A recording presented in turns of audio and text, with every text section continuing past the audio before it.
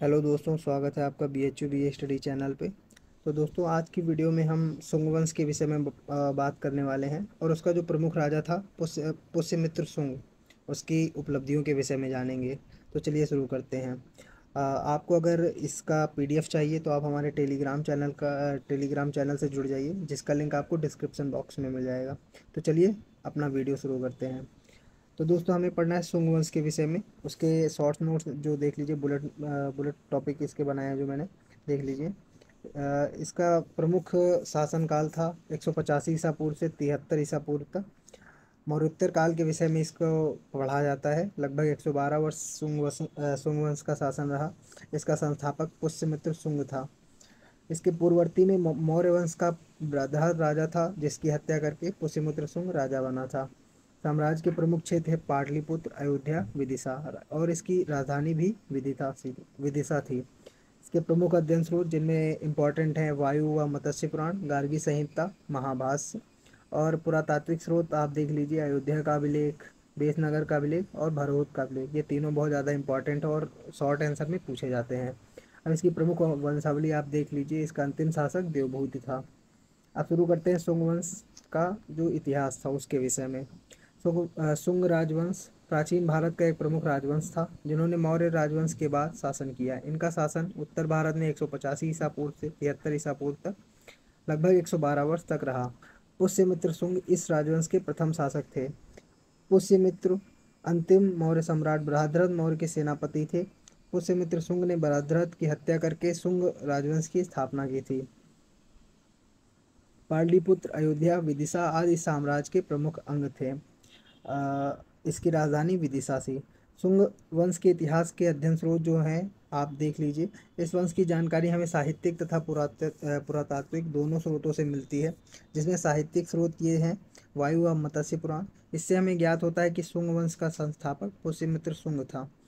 दूसरा है हर्षचरित। इसकी रचना बाणभट्ट ने की थी। इसमें अंतिम मौर्य शासक बृहद्रथ का वर्णन मिलता है।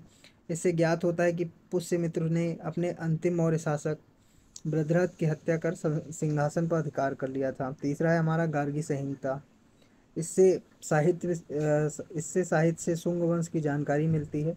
इसमें यवन आक्रमण का उल्लेख मिलता है। अगला है पतंजलि का महाभाष्य। पतंजलि पुष्यमित्र के पुरोहित थे। इस ग्रंथ से शुंग वंश की महत्वपूर्ण जानकारियां प्राप्त होती हैं।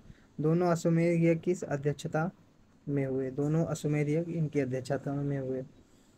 और अगला है हमारा पुरातात्विक स्रोत, जिसमें तीन इंपॉर्टेंट है, अयोध्या का अभिलेख, बेसनगर का अभिलेख और भरोहित का लेख। इसके अतिरिक्त सांची स्तूप जीर्णोद्धार, बेसनगर का तथा बोधगया आदि स्थानों से प्राप्त स्तूप एवं स्मारक शुंगकालीन कला एवं स्थापत्य की विशेषता का ज्ञान कराते हैं। शुंग काल की कुछ मुद्राएं कौशाम्बी, अहिछत्र, अयोध्या तथा मथुरा से प्राप्त हुई हैं, जिनसे तात्कालिक ऐतिहासिक जानकारियां प्राप्त होती हैं। इनके सिक्के कौशाम्बी से प्राप्त हुए हैं, अयोध्या, अहिछत्र, मथुरा से प्राप्त हुए हैं। अब हम देखते हैं इसका जो प्रमुख शासक था पुष्यमित्र शुंग, उसकी उपलब्धियां। शुंग वंश के संस्थापक पुष्यमित्र शुंग की उपलब्धियां निम्न हैं। इसका पहली उपलब्धि है विदर्भ से युद्ध। मगध पर शुंगों की सत्ता की स्थापना के साथ ही विदर्भ प्रांत मगध से स्वतंत्र हो गया। कालिदास रचित मालविका अग्निमित्रम से हमें पता चलता है कि पुष्यमित्र ने विदिशा में अपने पुत्र अग्निमित्र को गवर्नर के रूप में नियुक्त किया था। अग्निमित्र को विदर्भ नरेश यज्ञसेन के साथ युद्ध करना पड़ा। यज्ञसेन के संबंध मौर्य के साथ अच्छे थे, अतः शुंग यज्ञसेन के साथ प्राकृतिक शत्रु रूप थे। जब पुष्यमित्र ने मगध को संगठित करने का निश्चय किया तो यज्ञसेन ने विलय से इनकार कर दिया। पुष्यमित्र ने यज्ञसेन के चचेरे भाई माधवसेन को अपने पक्ष में कर लिया। जब माधवसेन विदिशा की ओर जा रहा था, यज्ञसेन के सिपाहियों ने उसे गिरफ्तार कर लिया। इससे अप्रसन्न होकर अग्निमित्र ने यज्ञसेन पर आक्रमण कर दिया तथा माधवसेन को मुक्त करा दिया।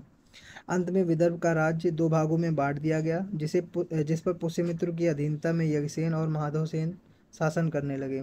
वर्धा नदी दोनों की सीमा रखी गई। दूसरी उपलब्धि थी यवन आक्रमण। इसका पुष्यमित्र को यवनों से भी युद्ध करना पड़ा था। यह उनकी महान उपलब्धि मानी जाती है। यवनों से उसके भारत की रक्षा की। मौर्य साम्राज्य के पतन के बाद देश की उत्तरी पश्चिमी सीमा असुरक्षित हो गई थी। देश के सीमावर्ती क्षेत्रों में यवन अधिकार स्थापित हो गया था। शुंग शासन में भारत पर आक्रमण की पूरी तैयारी कर ली गई थी। ऐसा माना जाता है कि यवनों द्वारा शुंग काल में भारत पर 2 बार आक्रमण किया गया। इसका वर्णन हमें पतंजलि के महाभाष्य एवं गार्गी संहिता से प्राप्त होता है। तीसरी उपलब्धि है इसकी राज्य विस्तार। शुंग वंश की स्थापना के बाद पुष्यमित्र ने साम्राज्य विस्तार की नीति को अपनाया। पुष्यमित्र शुंग का क्षेत्र पंजाब से लेकर जालंधर तथा सियालकोट, जिसे साकाल कहा जाता था, वहां तक था। इसके क्षेत्र में अयोध्या, विदिशा जैसे राज भी आते थे। चौथी उपलब्धि है अश्वमेध यज्ञ। पुष्यमित्र के शासनकाल की महत्वपूर्ण घटना अश्वमेध यज्ञ है। महर्षि पतंजलि उसके धर्मगुरु थे। वह बौद्ध के स्थान पर ब्राह्मण धर्म का वैभव स्थापित करना चाहता था। उसने अपने पौत्र की अधीनता में घोड़ा छोड़ा था। अयोध्या अभिलेख से ज्ञान होता है कि पुष्यमित्र शुंग ने 2 अश्वमेध यज्ञ किए थे। देवभूत इस वंश का अंतिम शासक था। तो ये हमारे शुंग वंश की प्रमुख इतिहास था तथा पुष्यमित्र शुंग की उपलब्धियां थी। आप लोग इसकी पीडीएफ अगर आप चाहते हैं तो टेलीग्राम चैनल से जुड़ जाइए। धन्यवाद।